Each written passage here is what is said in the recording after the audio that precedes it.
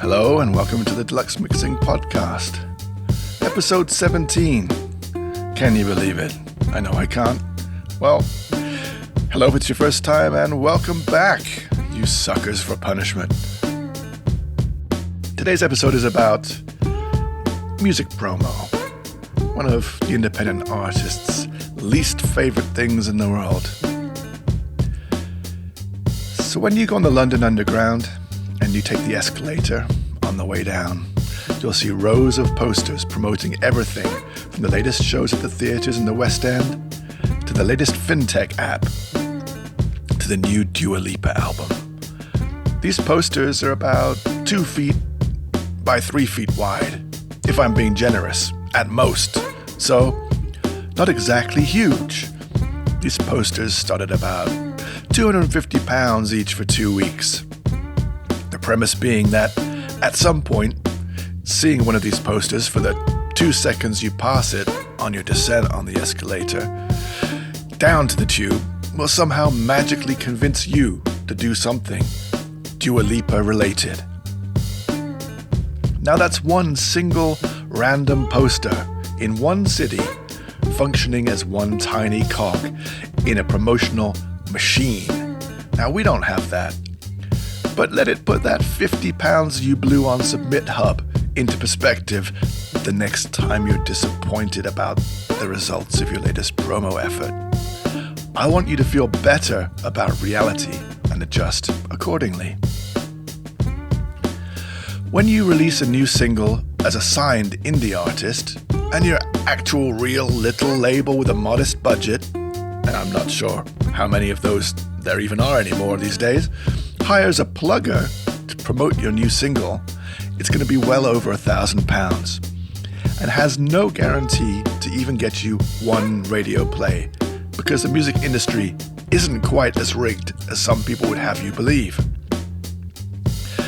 If it's not the right song for the right program director at the right time, it's not happening. And even then, probably only if there's some supporting activities like a tour happening to support the release. You may or may not have that option, but you surely do have access to a myriad of online alternatives to take advantage of.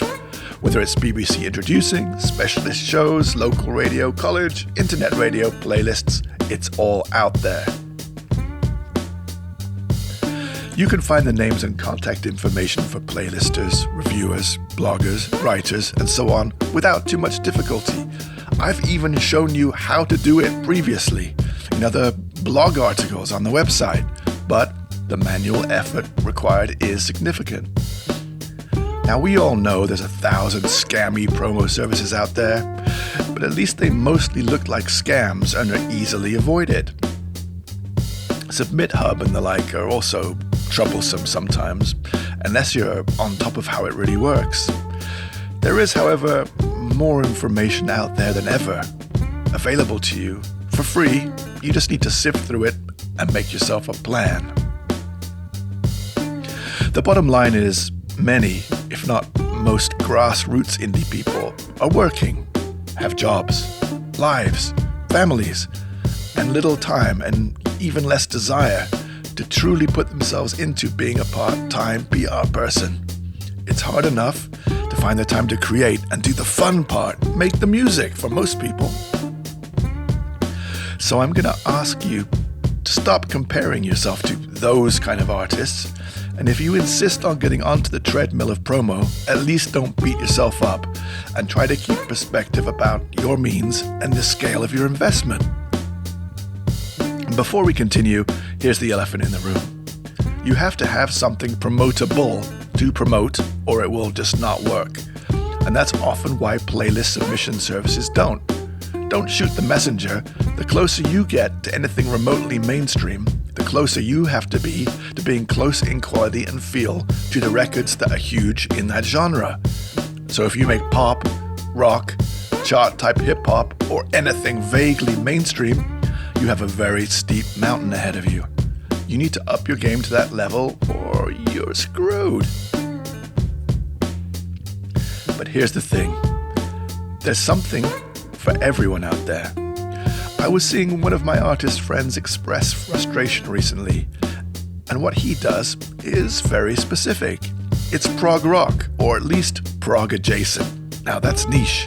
However, there are, believe it or not, even prog rock festivals where bands you've never heard of play to a rabid fan base of prog rock weirdos.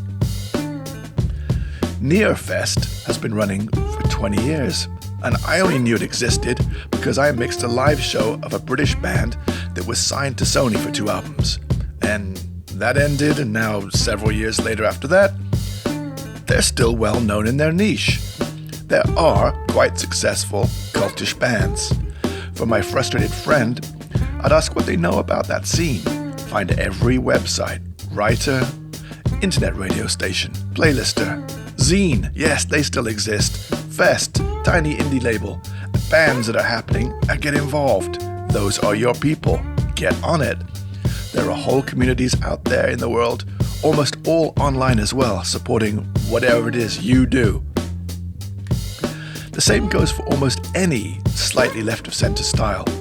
Much like Gen Xers are going on rock cruises to see hair bands that were killed off by grunge and they're now half resurrected from the grave, there's lo-fi synth pop, goth rock, horrorcore rap, you name it. It's out there somewhere doing quite well without that poster on the underground. But it's up to you to do the legwork. Find out the who and where, and stop relying on a scattergun approach or giving up after sending 20 whole emails. Organize your life, get on the case, do it, or don't. Now, I really do hope this has helped you if you're struggling. Nobody likes doing it. Hey, if you do, start a PR company and help out some grassroots indies maybe.